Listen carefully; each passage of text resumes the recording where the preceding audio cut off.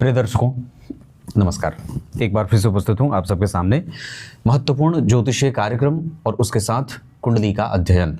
इस कार्यक्रम के साथ उपस्थित हूँ। सबसे पहले बात करेंगे, जैसे कि आप देख रहे हैं जन्म कुंडली के लग्न में ही पूरब दिशा में मकर राशि का निर्माण हुआ है, तो थोड़ी सी चर्चा मकर राशि के जातकों या मकर लग्न के जातकों के ऊपर कर लेते हैं। मकर लग्न के जातकों में एक बड़ी अजीब बात ये होती है, ये इसे आप नकारात्मक या सकारात्मक जैसा भी कहें, पर ये अपना सर्वस्व सामने वाले को देने को तैयार रहते हैं। पर बात यह है कि अंततोगत्वा उस त्याग और बलिदान का इन्हें श्रेय नहीं मिलता है। ये बड़ी अजीब सी बात है। दूसरा कि इनकी स्पष्टवादिता इन्हें किसी का भी मित्र नहीं बनने देती है, ये सबके शत्रु बन जाते हैं। और स्पष्टवादिता ऐसी कि कई बार यह स्पष्टवादिता अपने बहन, भाई, मित्र और संतान के साथ, पत्नी के साथ भी होता है। और इन लोगों के साथ जो बाकी के लोग हैं वो इसी चीज़ का बदला लेते हैं, और यही बदले की भावना मकर राशि या मकर लग्न के जातकों को वृद्धावस्था में अकेले रहने पर विवश कर देती है। शनि से प्रभावित होने के कारण, मकर लग्न शनि का यह लग्न है और शनि की गौण राशि है। मकर लग्न और शनि से प्रभाव में आने के कारण इनके पास किसी की भी चुगली करने की बड़ी अजीब सी बात एक ये भी हो जाती है। पीठ पीछे किसी की बुराई कर देना, ये भी इनको आता है। त्यागी हैं, बलवान भी होते हैं, छरहरे बदन के होते हैं, पर नकारात्मक विचारों से भरे हुए भी कई बार होते हैं। जैसे अगर आप गुरु की धनु राशि देखें तो उसमें सकारात्मक प्रभाव आपको ज़्यादा दिखेगा। पर मकर वालों में अगर शनि की ही दूसरी गौण राशि, मूल त्रिकोण राशि जो कुंभ राशि है, आपको उसमें पॉजिटिविटी ज़्यादा दिख जाएगी, उसमें दार्शनिकता ज़्यादा दिख जाएगी। पर यहाँ पे निगेटिविटी, नकारात्मक प्रभाव या कलयुगी प्रभाव आप उस पर देख सकते हैं। प्रेरणा देने का काम करते हैं पर जलने का भाव भी होता है। एक तरफ आपको बढ़ा भी रहे हैं, दूसरी तरफ आपकी प्रगति से जल भी रहे हैं। ईर्ष्यालु प्रवृत्ति ये थोड़ी होती है। कलयुग का प्रभाव इन पे जल्दी हावी होता है, या कलयुगी प्रभावों से प्रभावित भी हो जाते हैं जल्दी। बड़ों का आदर करते हैं पर 100% नहीं, मतलब इनके पास इनका आदर तो है दूसरों को देने के लिए, पर उसके बाद वो उसमें थोड़े से न्यूट्रल भी हो जाते हैं, या वक्त पड़ने पर अपने गुरुजनों की भी निंदा कर जाते हैं।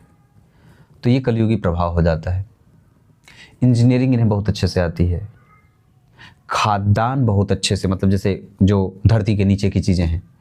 उसके बाद राजनीति भी इन्हें बहुत अच्छी आती है। चाटुकारिता यहाँ हो जाता है तो कई बार व्यक्ति चापलूसी कर जाता है। व्यापार में इन्हें ज़्यादा सफल होते देखा जाता है। व्यापारिक नेचर होता है, किस तरीके से अपना काम निकालना है ये इन्हें बहुत मज़े से आता है। उसके बाद इनमें कलाओं को रंग बदलना है ना। संगीत में क्या है, स्वर जो है वो उतार चढ़ाव के साथ है, और कला की विशेष जानकारी, रुचि होती है कला में। तो कला में क्या है, अभिनय कला में आपको तुरंत रंग बदलना होता है। तो मकर लग्न के जातकों में कला की कुशलता होती है। अनुभूति, इनकी दिव्य अनुभूति इन्हें बहुत कम बार होती है। मतलब आप इसको ऐसे समझ सकते हैं कि जैसे एक सामान्य जो राशि है, जैसे आप मीन राशि कह दें या कुंभ ही कह दें, इनको दैवीय शक्तियों की जो शक्तियों का जो कहते हैं ना, जिसको कि अनुभूति हो जाए, तो वो बहुत मकर वालों को उतनी जल्दी नहीं होती है। यह सकारात्मक थोड़े कम होते हैं, है ना, क्योंकि ये अप्रशंसा भी करते हैं और कई बार निंदित कृत्य भी कर देते हैं। किसी दूसरे का सामान अपने पास रख लिया, कोई तिकड़म भिड़ा करके उसे अपना बना लिया, कॉपी पेस्ट कर दिया। जालसाजी भी कई बार कर जाते हैं, झूठ और फरेब भी कर जाते हैं, झूठी गवाही भी दे जाते हैं, वक्त पड़ने पर पाला भी बदल लेते हैं। तो ये सब इसके नेगेटिव प्रभाव हैं। अच्छाई क्या है, किसी को गलत और गंदी सलाह नहीं देंगे। मैंने क्या बात कही थी, आपको आगे बढ़ाने के लिए बुद्धि देंगे, लेकिन जलेंगे, लेकिन हाँ आपको गलत सलाह नहीं देंगे। मकर लग्न वालों में एक अद्भुत बात होती है। उसके बाद ये धन कमाने के लिए बड़ी तीव्र गति से आगे बढ़ना चाहते हैं। बहुत छोटी अवस्था में ही अपनी जिम्मेदारी शायद इनको समझ में आ जाती है, इस वजह से छोटे छोटे काम से ही अपने जीवन की ये शुरुआत करते हैं। बहुत बड़ा काम एक ही बार में शुरू नहीं करेंगे, बहुत धीरे धीरे स्टेप बाय स्टेप बढ़ना और सफल होना इन्हें बहुत अच्छा लगता है, या ये कह सकते हैं कि इन्हें बहुत अच्छे से आता है। जिम्मेदारी इनके ऊपर होती है परिवार की, माता पिता भाई बहन। कई बार अगर ये मकर राशि मकर लग्न के हैं तो जिम्मेदारी बढ़ ही जाती है या हो जाती है या निभानी पड़ती है परिस्थिति वसात। माता हैं तो पिता नहीं, पिता हैं तो माता नहीं, हैं भी तो उनका सुख न मिला, या हैं तो भी जिम्मेदार है। तो एक तरफ अच्छी बात है कि व्यक्ति जिम्मेदार है, वो क्विट कर नहीं रहा है और जिम्मेदारियों का निर्वहन भी कर रहा है, उसमें सफल भी हो रहा है। लेकिन दूसरी तरफ उसे जिम्मेदारी मिल रही है, वक्त के पहले उसे सुख त्यागना पड़ता है। तो इस तरीके से मकर राशि मकर लग्न के जातकों के ऊपर मकर का ये प्रभाव रहता है। इसे सम संख्या की राशि है ये, इस वजह से इनके ऊपर अगर किसी भी शुभ ग्रह की दृष्टि पड़ेगी तो लगभग वो शुभ परिणाम दे जाएगी, गुरु को छोड़ करके। अगर शुक्र की दृष्टि पड़ जाती है, बुध की ही दृष्टि पड़ जाती है, चंद्रमा की ही पड़ जाती है, तो ये शुभ प्रभाव दे जाएगी। ये एक तरीके से आप इसको ऐसे भी समझ सकते हैं कि चर प्रकृति की राशि होने के कारण, चलायमान राशि होने के कारण ये प्रायः घर से दूर जाएंगे धन कमाने के लिए। मकर राशि की बात कर रहा हूं, तो ये घर से दूर जाएंगे, खूब वहां धन कमाएंगे और उसके बाद वापस आना चाहते हैं। मतलब ये चाहते हैं कि फिर से वापस मैं घर पे आ जाऊं। तो इस वजह से जीवन में जो गति हो वो आपको एजुकेशन के लिए बाहर जाइए, नौकरी करिए, धन कमाइए और एक वक्त के बाद आप वापस अपने मातृभूमि पे, अपने जन्मभूमि पे आ जाइए। तो ये भी इस राशि का एक सिंबल होता है या एक आदेश होता है कि आपको ऐसा करना चाहिए।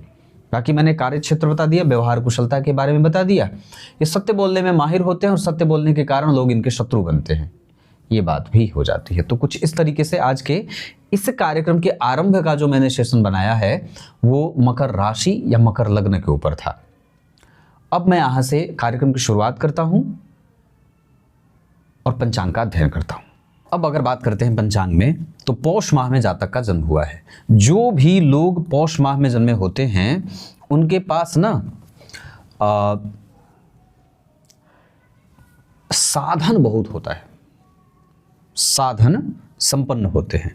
उत्तरायण में जन्मे होने से आत्मविश्वास की वृद्धि होते देखी जाती है और सकारात्मक प्रभाव भी रहता है। मतलब व्यक्ति के पास सुख है, समृद्धशाली है, धनवान भी होगा, माता और पिता का आशीर्वाद भी प्राप्त करेगा। तो इस तरीके की चीज़ें हैं। शिशिर ऋतु पे शनिदेव के प्रभाव के कारण विलंब होता है, प्रगति जो होगी वो थोड़े विलंब से होगी। रविवार तो समाज का पोषक है, समाज को देना चाहता है और प्रसिद्ध भी होना चाहता है। कृष्ण पक्ष के द्वितीय तिथि के चंद्रमा शुभग होते हैं, जिसके कारण धन की समस्या जातक के जीवन में कभी नहीं होगी। बाकी सारी चीज़ें हो सकती हैं, हमें अपने आचार विचार व्यवहार वाणी इन सब का नियंत्रण रखना होगा, लेकिन धन के मामले में ये कुंडली कभी भी आपको परेशान नहीं करेगी। शुक्ल पक्ष पुष्य नक्षत्र में जन्मे हैं, ब्रह्मदेव का इस पे आशीर्वाद रहता है, देवगुरु बृहस्पति का। वस्तुतः आप कहें तो ये पुष्य नक्षत्र तो वैसे शनि का नक्षत्र है, इसे नक्षत्रों का राजा कहा गया है और ये सबसे बलवान नक्षत्र होता है।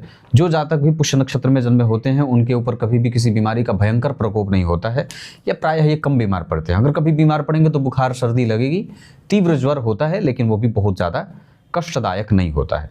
बाकी ऐसे लोगों को सुख में ही देखा जाता है। कुशाक की जड़ अपने गले में धारण करना चाहिए। ओम ब्रह्मणे नमः इस मंत्र का जप करना चाहिए, या बन पड़े तो आपको ओम बृहस्पतये नमः, ये भी अगर आसान है तो आप ये भी जप सकते हैं। ओम बृहस्पतये नमः इस मंत्र का जप करना चाहिए। कुशा की जड़ अपने गले में धारण करना चाहिए। दान पुण्य पूजा पाठ में विश्वास करना चाहिए।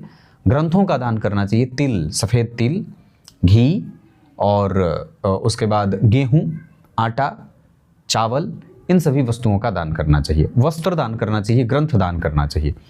पुष्य नक्षत्र वैधृति योग, ब्राह्मण वर्ण और देवगण होगा। ये इस पंचांग की सबसे अच्छी और उत्तम बात है कि व्यक्ति का जन्म ब्राह्मण वर्ण में हुआ है। तो ब्राह्मण वर्ण के कारण व्यक्ति में सुचिता है, धर्म है, आध्यात्म है, चिंतन है, आदर है, सम्मान है, ज्ञानी है और थोड़े कम साधन में भी सुखी हो जाता है।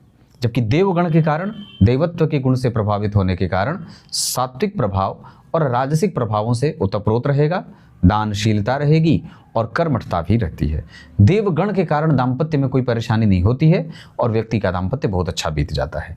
तो कुल मिलाकर के जो पंचांग बना है उसमें सबसे अच्छी बात बनी ये कि कृष्ण पक्ष के द्वितीय तिथि के चंद्रमा हैं जो शुभग्रह हो रहे हैं। नक्षत्र का बल जातक को ब्राह्मण वर्ण का बना रहा है और देवगण का बना रहा है। पुष्य नक्षत्र सबसे बलवान नक्षत्र है, इस वजह से यहाँ पे आपको कोई भी भयंकर पीड़ा नहीं होती है। वार के अधिपति इस कुंडली के लिए अष्टमेश होकर के 12वें भाव में बैठ रहे हैं, तो कभी कभी व्यक्ति के मति बुद्धि को भ्रमित करेंगे, या ये भी कह सकते हैं कि कई बार व्यक्ति को जो करना चाहिए दिमाग जहाँ पे लगाना चाहिए वहाँ नहीं लगाता है, जहाँ नहीं लगाना चाहिए कई बार वहाँ पे व्यक्ति दिमाग लगाता है। तर्क वितर्क भी होता है, कई बार कुतर्क भी है। तो ये सब चीज़ें, व्ययशीलता ज़्यादा है, कई बार पेट का रोग भी व्यक्ति को परेशान करता है। नेत्र और जांघों में समस्या भी होती है, नेत्र की परेशानी भी होती है और इस तरीके की बातें होती हैं। कोई लंबी बीमारी में अगर मैं बात करूं तो अष्टमेश और छठवें भाव के स्वामी अर्थात सूर्य और अष्टम भाव के साथ साथ जन्म कुंडली के छठवें भाव के स्वामी एक साथ 12वें भाव में बैठे हैं, तो इनका कई बार विषम परिस्थितियों का निर्माण करना बड़ा आसान हो जाएगा इन दशाओं में, जब अष्टमेश एक्टिव हो अर्थात सूर्य और जब षष्ठेश एक्टिव हो अर्थात बुध। पर बुध की दूसरी राशि जन्म कुंडली के 9वें भाव में बनी है जो अपने भाव से 4 घर आगे बैठे हैं और भाग्य भाव पे गुरु का प्रभाव है, तो संतुलन बना हुआ है। व्यक्ति का व्यय नियंत्रित रहेगा, वो अविकसित बुद्धि का नहीं होगा, विकसित बुद्धि का होगा, समझदार भी होगा। तो ये सूर्य और बुध के कारण है। पर जो कभी कभी दिमाग का सही इस्तेमाल नहीं करता, तर्क वितर्क होता है, वो सूर्य और बुध के कारण है। कई बार गलत संगति में व्यक्ति जा रहा है तो भी सूर्य बुध के ही कारण है। आरंभ में प्रगति थोड़ी धीमी पड़ी है तो वो भी सूर्य बुध के ही कारण है। जब उसके पास ऑप्टिमिस्टिक विचारधारा, सकारात्मक प्रभावों का कमजोर होना देखना बन रहा है तो भी सूर्य बुध के कारण ही बन रहा है। जब कभी भी व्यक्ति के मन में कोई भ्रम पैदा होता है, किसी भी चीज को लेकर के अस्पष्टता बनी रहती है, तो भी सूर्य बुध और गुरु के केतु के संपर्क में होने के कारण। तो कुल मिलाकर के आपकी कुंडली का पंचांग कुछ ऐसा बना है जिसमें ये बात निकल करके सामने आ रही है। अब मैं आपसे बात करूंगा कुंडली के ग्रह के अंशों की। सबसे पहले बात होगी जन्म कुंडली में सूर्य की। सूर्य मकर लग्न की कुंडली के लिए अष्टमेश होते हैं, अष्टमेश हैं और 12वें भाव में बैठे हैं, मित्र की राशि में बैठे हैं। पर वो मित्र जो गुरु हैं वो बिल्कुल ही अलग थलग पड़े हुए हैं और शत्रु की राशि में बैठे हैं। सामान्यतया गुरु और शुक्र दोनों ही राहु और केतु के संपर्क में हैं। इस वजह से व्यक्ति का व्यय कई बार बढ़ता है या उसके पीछे व्यय होता है। कई बार मकर लग्न के कारण माता और पिता को जातक के कारण कष्ट भी उठाना पड़ता है, उसके जीवन की प्रगति के कारण भी कई बार कष्ट उठाना पड़ता है। तो वो इस वजह से होता है क्योंकि जन्म कुंडली में गुरु राहु और केतु के संपर्क में आ गया। पंचम भाव में अष्टमेश 12वें में चले गए, अष्टमेश 12वें में और 12वें का अधिपति पंचम में आ गया और केंद्र में मंगल बैठ गए उच्च के, जो मकर लग्न की कुंडली के लिए सबसे पापी ग्रह होते हैं। तो एग्रेशन है, धैर्य की कमी है, निर्णय सही है, एनर्जी भी अच्छी है, साहस बल पराक्रम भी ठीक है, धैर्यहीनता है, ये बात है। और वो ग्रह लग्न में बैठा है जिसको कि कहीं और बैठना चाहिए था, तो उसको 10वें स्थान में बैठना चाहिए था, या फिर वो जन्म कुंडली में एकादशवें में बैठ जाते। एकादशेश अगर लग्न में बैठ रहे हैं तो व्यक्ति को प्रतियोगी बनाएंगे, वो व्यक्ति प्रतियोगिता करने वाला होगा या ईर्ष्यालु प्रवृत्ति का भी होगा। दूसरा कि सूर्य जो है वो बुध के संपर्क में है, तो सूर्य अष्टम, अब एक सिद्धांत यहाँ ये बनता है कि अगर अष्टम भाव का स्वामी सूर्य या चंद्रमा के साथ संबंध बनाता हो तो अष्टमेश तो स्वतः ही सूर्य है, और अगर नवमेश के साथ वो बैठे हैं तो एक अच्छा राजयोग भी वहाँ बनेगा। यहाँ पे शश योग बनेगा और रुचक योग बनेगा। चंद्रमा के कारण यहाँ पे एक अच्छा प्रभाव यहाँ भी दिखने को मिल रहा है। पर चंद्रमा पे राहु, शनि और मंगल सबका प्रभाव है। तो मकर लग्न की कुंडली के लिए सप्तम भाव के स्वामी होकर के शनिदेव चंद्रमा जब शनि मंगल राहु केतु के संपर्क में आएंगे, किसी शुभ ग्रह के प्रभाव में नहीं रहेंगे, तो ये चंद्रमा 25% से ज़्यादा, 25% तो स्वतः मारक होंगे। सप्तम भाव के कारण, सप्तम भाव में चंद्रमा को 25% मारक दोष लगता है। उस पर मंगल की दृष्टि पड़ गई तो मारकत प्रभाव बढ़ गया, उस पर राहु का प्रभाव बढ़ गया तो और भी मारक प्रभाव बढ़ गया, और उस पर शनि का प्रभाव आ गया 10वीं दृष्टि से, तो ये भी, और शनि की शत्रु दृष्टि हो रही है। इस वजह से यहाँ पे दुख और संताप जातक को मिल जाएगा और कई बार यहाँ पे दाम्पत्य में परेशानी देखने को मिलेगी। मंगल उच्च के हैं तो मंगलिक दोष नहीं बनाएंगे, लेकिन केंद्र में शनि हो तो मंगल दोष दूसरे तरीके से भंग भी हो जाएगा। सप्तम भाव में चंद्रमा अगर शनि मंगल राहु केतु के संपर्क में नहीं आते तो सप्तम भाव बहुत अच्छा बन रहा था। अगर शनि और मंगल का प्रभाव चंद्रमा पे नहीं होता तो इस कुंडली का दाम्पत्य बहुत अच्छा होता है, एनर्जी भी अच्छी होती। पर हाँ, एक अच्छी बात क्या है कि भाव का स्वामी है, भाव में बैठा है, पर पापक ग्रहों के प्रभाव में है और किसी शुभ ग्रह का उसके ऊपर कोई असर नहीं है। इसके कारण यहाँ पे चंद्रमा मारक हो जाएंगे और मारक नहीं होने के बावजूद भी मारक का फल करेंगे। नियम के आधार पर यहाँ चंद्रमा, यहाँ मंगल, यहाँ शनि, चूंकि शनि इस कुंडली में मारक नहीं होते हैं, लेकिन सप्तम भाव पे जो दृष्टि जा रही है वो जब कभी भी चंद्रमा में शनि का अंतर हो या शनि में चंद्रमा हो, उसमें मंगल एक्टिव हो और राहु एक्टिव हो, तो ये जातक के लिए मारक दशा का काम करेगी। इसके बाद सूर्य जो है वो जन्म कुंडली में बैठे हैं 14 अंश के, और ये इस कुंडली में पूर्वाषाढ़ा नक्षत्र में बैठ करके शुक्र ज्येष्ठा नक्षत्र में है, जो कई बार व्यक्ति को पित्त और वात से संबंधित समस्या दे रहे हैं। तो सूर्य का जो प्रभाव है वो जातक के आत्मविश्वास और साहस की वृद्धि करेगा, तर्क की वृद्धि भी करेगा। और वहां पे चंद्रमा जो बैठे हैं वो 4 अंश पे बैठे हैं, तो इनका प्रभाव लग्न पे सकारात्मक नेचर कम करेगा। लग्न पे चंद्रमा देख भले रहे पर वो ना के बराबर देख रहे हैं। लग्न पर गुरु भी देख रहे हैं तो गुरु की दृष्टि मान्य है, लग्न पर गुरु की दृष्टि मान्य है, लेकिन नीच राशि को देख रहे हैं, इस वजह से यहां भी थोड़ी निगेटिविटी बढ़ेगी। और दूसरा, लग्न पे कोई नहीं देख रहा है, केतु देख रहे हैं तो वो भी उनकी दृष्टि मान्य नहीं है, क्योंकि अंश बल में उनके पास भी डिग्री का बल कम है। तो यहाँ पे चंद्रमा लग्न को देखने के बावजूद भी नहीं देखने के बराबर, और सूर्य साहस बल पराक्रम की वृद्धि, और कई बार जो गले से संबंधित समस्या होगी भविष्य में कभी, तो वो इसके कारण हो सकती है। एक पक्ष और भी कहता है कि मंगल जो बैठे हैं वो 9 अंश के बैठे हैं, तो उनकी दृष्टि सुख देगी, और चतुर्थ स्थान पे शनि और मंगल दोनों की दृष्टि है। शनि की भी दृष्टि है, मंगल की भी दृष्टि है, पर शनि की नीच दृष्टि है, इस वजह से कभी कभी वो उसमें डिले देंगे। तो मानसिक सुख, सांसारिक काया में सुख, सांसारिक प्रभावों में सुख, जो प्रतिष्ठा में सुख होता है, जिसके चलते आप सुखी होते हैं, उसमें शनिदेव डिले करेंगे, मेहनत से परिणाम देंगे और आपको कई बार संघर्षरत रखेंगे। मंगल उसमें आपका आत्मविश्वास बनाकर रखेंगे। मतलब एक तरफ आप जहां टूटेंगे कि नहीं मुझसे नहीं होगा या मेरा नहीं होने वाला है, वहीं मंगल आपको चांस देंगे और कहेंगे कि नहीं, लगे रहो, तुम्हें परिणाम मिलेगा। तो मंगल इस तरीके का परिणाम देंगे। बुधदेव जन्म कुंडली में डिग्री का बल यहाँ पे कम है, तो उनका जो बल होगा, जैसे कहते हैं ना कि तर्क में हार जाना या वक्त पे बुद्धि काम ना करना, चीज़ों को भूल जाना, ये चीज़ बुध यहाँ पे करते नजर आएंगे। मूल नक्षत्र के बैठे हैं तो थोड़े कंफ्यूजन के साथ उत्तर देंगे, मतलब लिखावट थोड़ी गड़बड़ हो सकती है, अधूरी जानकारी कई बार व्यक्ति को परेशान कर सकती है, या वक्त पे चीज़ों को भूल जाना ये जातक को परेशान कर सकता है। इसके साथ साथ बड़ों का आदर कई बार व्यक्ति चाहता है, हृदय में रखता है, पर वो प्रकट करने नहीं आता है। तो ये सारी बातें जन्म कुंडली में बुध के कारण बन रही हैं, ऐसा बुध परिणाम देंगे। देवगुरु बृहस्पति इस कुंडली में वक्री हैं, और हालांकि वो ठीक है क्योंकि पंचम भाव में बैठे हैं, शुभ ग्रह की राशि में है, सम संख्या की राशि में शुभ ग्रह वैसे भी बलवान हो जाते हैं, तो गुरु का प्रभाव ठीक है। बहुत अच्छी बात यह है इस कुंडली के लिए गुरु के साथ की वो केतु के साथ बैठे, तो व्यक्ति पूर्व जन्म में भी पूजा पाठ, धर्म शास्त्र ज्ञान वगैरह रखता था, इस जन्म में भी वो कर रहा है। व्यक्तित्व में ही धर्म है, न्याय है, दर्शन है और अच्छी राजनीति है, बड़ों का आदर है, ये सब गुरु के कारण मिलेगा। और वो लगभग आपको एक सकारात्मक नेचर के साथ अनुभवी भी बनाते जाएंगे, मतलब व्यक्ति एक्सपीरियंस वाला होगा और पॉजिटिव फीलिंग देने वाला होगा। मैंने जैसे बात की दूसरों को प्रेरणा देना, तो ये गुरु के कारण है। शुक्रदेव जन्म कुंडली में आत्मकारक होंगे, इसका अर्थ है कि इस कुंडली के 10वें भाव के स्वामी आत्मकारक हैं, और मैं समझता हूं कि शुक्र के कारण गुरु और बुध यहाँ पे भले कमजोर हो रहे थे पर नमांस चक्र में अच्छे हो जा रहे हैं। तो ये कुंडली का विश्लेषण है जिसको आपको बहुत महीन तरीके से दृष्टि से समझना पड़ता है, सिद्धांतों को उसमें लगा करके कि शुक्र आत्मकारक हुए और उस आत्मकारक ग्रह की जो स्थिति बन रही है वो कितने ग्रहों को बल दे रही है। तो आत्मकारक ग्रह आपकी कुंडली में गुरु और बुध को बल दे रहे हैं, क्योंकि उनकी ही राशि में गुरु और बुध बैठे हैं। इस हिसाब से इस कुंडली में गुरु और बुध भले ही लग्न कुंडली में कमजोर बन रहे थे, पर नमांस चक्र में वो मजबूती से परिणाम दे रहे हैं। ज्येष्ठा नक्षत्र के बैठने के कारण कई बार व्यक्ति को जहां क्रोध करना चाहिए वहां नहीं करेगा, जहां तर्क करना चाहिए वहां नहीं करेगा, वहां सरेंडर कर जाएगा। तो ये शुक्र ऐसा प्रभाव दे रहे हैं, लेकिन फिर भी एक्सपीरियंस व्यक्ति का बोलता है।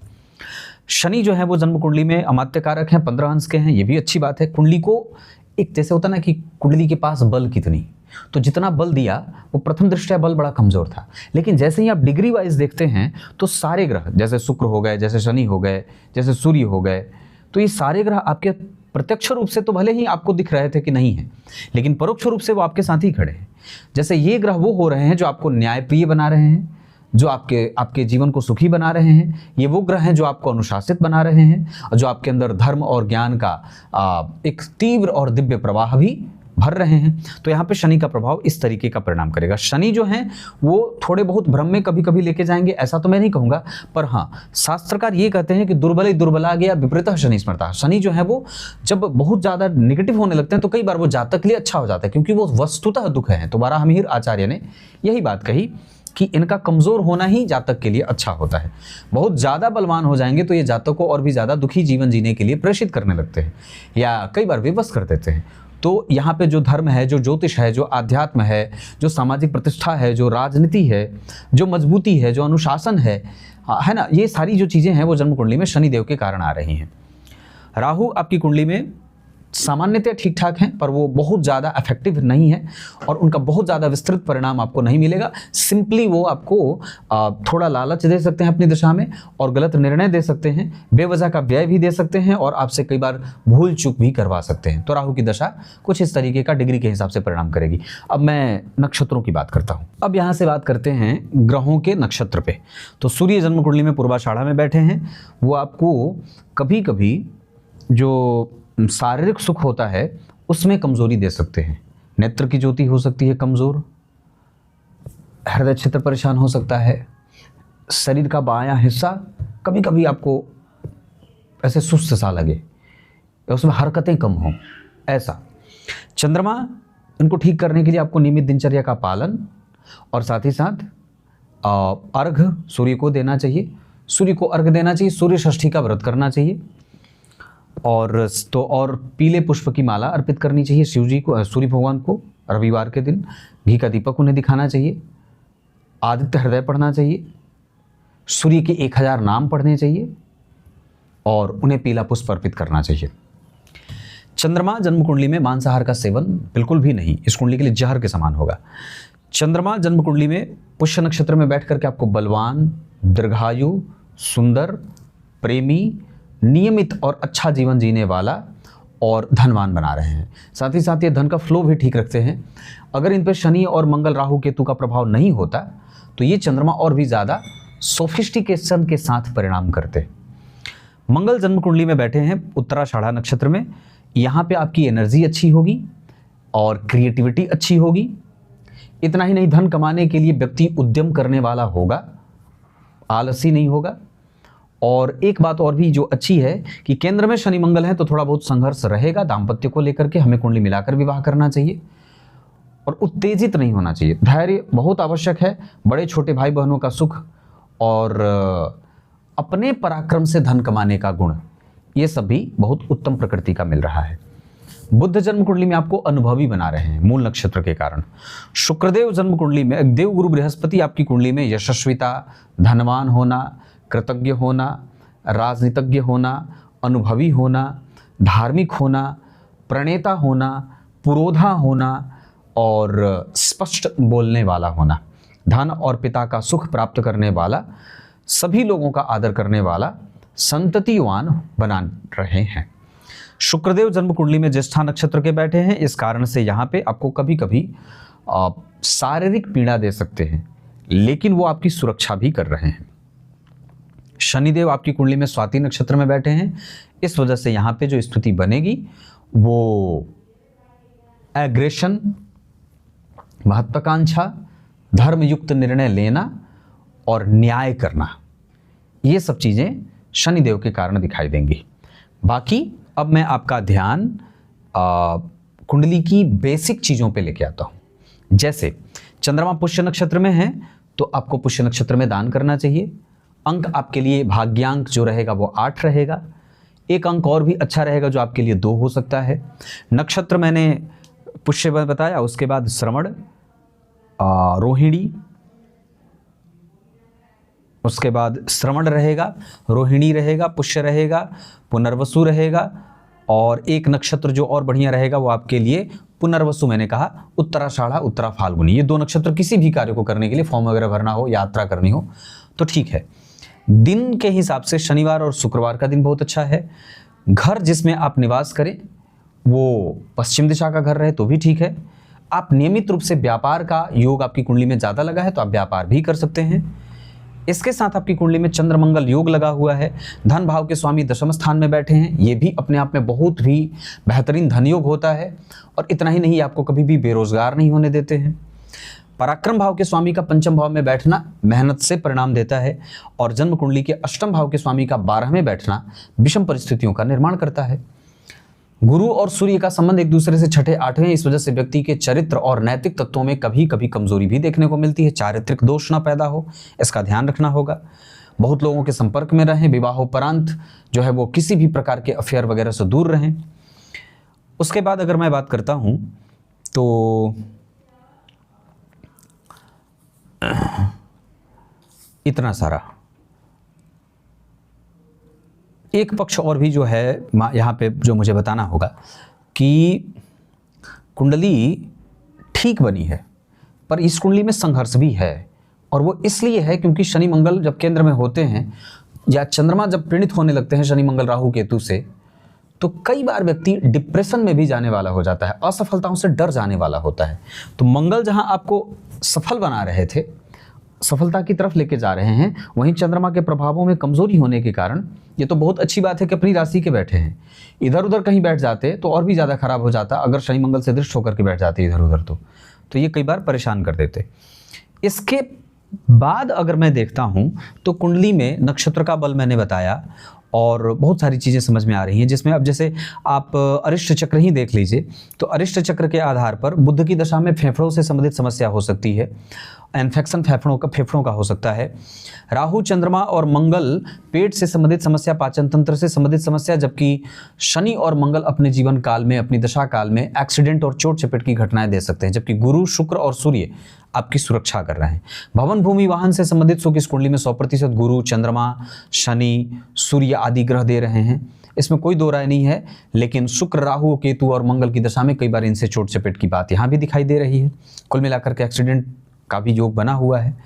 भाग्यशाली हैं आप, इसमें कोई दो राय नहीं है, लेकिन चंद्रमा गुरु और शुक्र के साथ मंगल की दशा में भाग्य का बल ज्यादा मिलेगा, भाग्य का सुख मिलेगा और इन दशाओं में कई बार भाग्य उदय के संकेत भी नजर आएंगे। जबकि राहु बुध और सूर्य के साथ केतु ये कभी कभी अपने दशा काल में संघर्ष देंगे भाग्य का। धन संपत्ति के मामले में आपकी कुंडली शनि राहु केतु चंद्रमा मंगल और गुरु धनवान बनाएंगे और मानसिक शांति देने वाले होंगे, जबकि सूर्य को छोड़कर शुक्र और बुध घर्षण देंगे और संघर्ष देंगे। ये बात नजर आ रही है। पिता का प्रभाव आपकी कुंडली में बिल्कुल ठीक नजर आ रहा है, मातृपक्ष भी इस कुंडली में ठीक है, तो यहां से आपको कभी भी कोई दिक्कत नहीं होती नजर आ रही है। सूर्य को बलवान बनाना होगा। मैंने बात कही थी कि एक एक ग्रहों की, नक्षत्रों की, तो उसमें चंद्रमा के बारे में हमारी बात हुई। मंगल उत्तराषाढ़ा के बैठे थे, वहां पे आपको वो मंगल अपनी दशा काल में पराक्रम की वृद्धि करेंगे और काम करने का बल देंगे, काम करो, थकना नहीं है। जबकि बुध मूल नक्षत्र में बैठ करके आपकी कुंडली में जिस स्थिति में बैठ रहे हैं उसके आधार पर वो आपको थोड़ा संघर्ष देंगे, लेकिन बाद में मैंने कहा था कि गुरु और बुध दोनों ही अच्छे और स्पष्ट परिणाम देंगे। तो बुध आरंभ में थोड़ा कमजोर परिणाम भले दे सकते हैं, पर बाद में चल करके वो उनका अच्छा फल आपको मिलने लगेगा उनकी दशा में। देवगुरु बृहस्पति रोहिणी नक्षत्र में बैठे हैं, वृष राशि में, नवांश कुंडली में भी वृष राशि में है। यहाँ पे ये बहुत उत्तम परिणाम देंगे, ये बात मैं कह सकता हूं कि वर्गोत्तम है। और वर्गोत्तम ग्रह बली होकर के जातक के पक्ष में निर्णय करने लगता है, जो कि बहुत ही उत्तम बात होती है। उसके बाद शुक्रदेव जन्म कुंडली में वृश्चिक राशि में बैठे हैं, नवांश कुंडली के आधार पर वो धन मान पद प्रतिष्ठा सांसारिक और मानसिक सुखों की वृद्धि है, वो जन्म कुंडली के राजा बन रहे हैं। जन्म कुंडली का आत्मकारक ग्रह है वो और योग कारक भी है। लाभ में बैठ करके जितने भी जन्म कुंडली के दोष मैंने गिनाए हैं उन सब पे पर्दा डालने का काम शुक्रदेव और शनिदेव, गुरुदेव और बुधदेव आपकी कुंडली में कर रहे हैं। उसके बाद शनिदेव जन्म कुंडली में स्वाति नक्षत्र में बैठ रहे हैं। ये अपनी दशा काल में यश, प्रतिष्ठा, संतान, दाम्पत्य, विवाह और कई बार खोई हुई संपत्ति या खोया हुआ जो यश है वो आपको प्राप्त कराने में आपकी मदद करेंगे। तो ये इस तरीके से ये बात बन गई। अभी आपको 2030 तक लाजवर धारण करना चाहिए। अंक आपके लिए मैंने 8 और 2 बताया है, दिन भी बता दिया।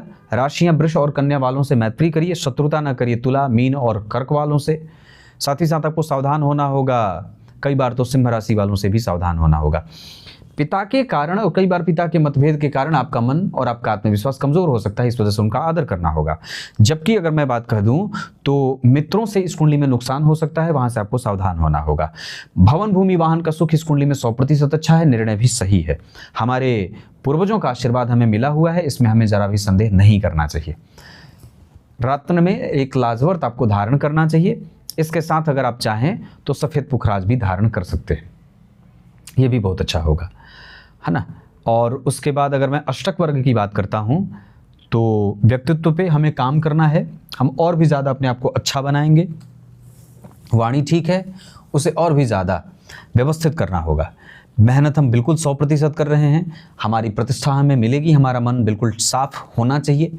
स्वास्थ्य में ऐसी कोई बड़ी बीमारी का खतरा तो नहीं है, पर जो मैंने बताए हैं उसका ध्यान रखना होगा। नौकरी और व्यापार दोनों ही संतुलित हैं, पर व्यापार इस कुंडली के लिए ज़्यादा अच्छा होगा। साइड बिजनेस भी किया जा सकता है अगर आप कुछ नौकरी करते हैं प्राइवेट तो।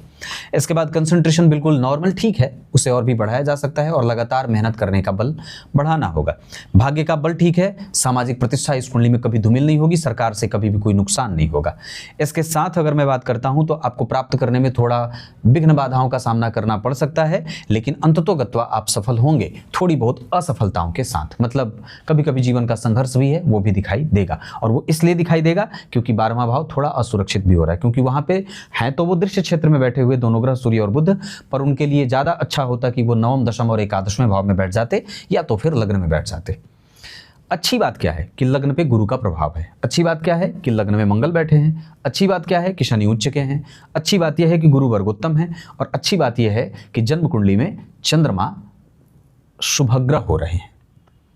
चंद्रमा से शनि जो चौथे भाव में बैठे हैं, चंद्रमा से शनि, ये आपके कार्य को विलंब में लेके जाते हैं और कई बार आपको पेट का रोग भी देते हैं, हेडेक भी होता है। उसी चंद्रमा से 5 घर आगे शुक्र, सुंदर दाम्पत्य, सुंदर पति, पर मतभेदों के साथ।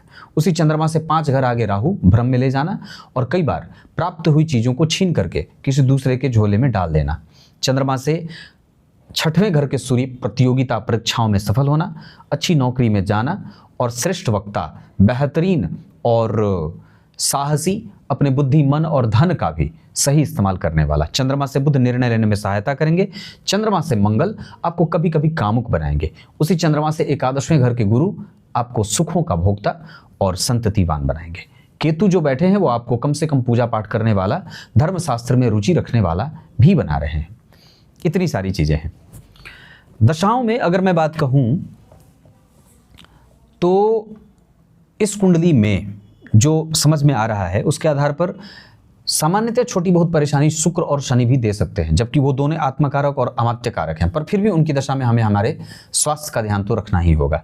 इसके अतिरिक्त हमें चंद्रमा और सूर्य की दशा में अपने दाम्पत्य को बिल्कुल ही सलीके से, सावधानी से चलाना होगा। गुरु और बुध की दशा का इंतजार करना होगा, किसी भी बिगड़े काम को बनाने में ये दोनों आपके सहयोगी होंगे। मंगल की दशा जब बढ़ेगी तो इरिटेशन बढ़ेगा, दाम्पत्य में मतभेद और खतरा बढ़ सकता है, इसका ध्यान रखना होगा। पति आप पे संदेह ना करे, इसका ध्यान रखना होगा, और किसी भी तरीके से पति पत्नी का मतभेद बढ़े नहीं, उसको सामान्यतया बैठ करके अपने एक्सपीरियंस के साथ उसे साझा करके बेहतर बनाया जा सकता है। क्लियर है?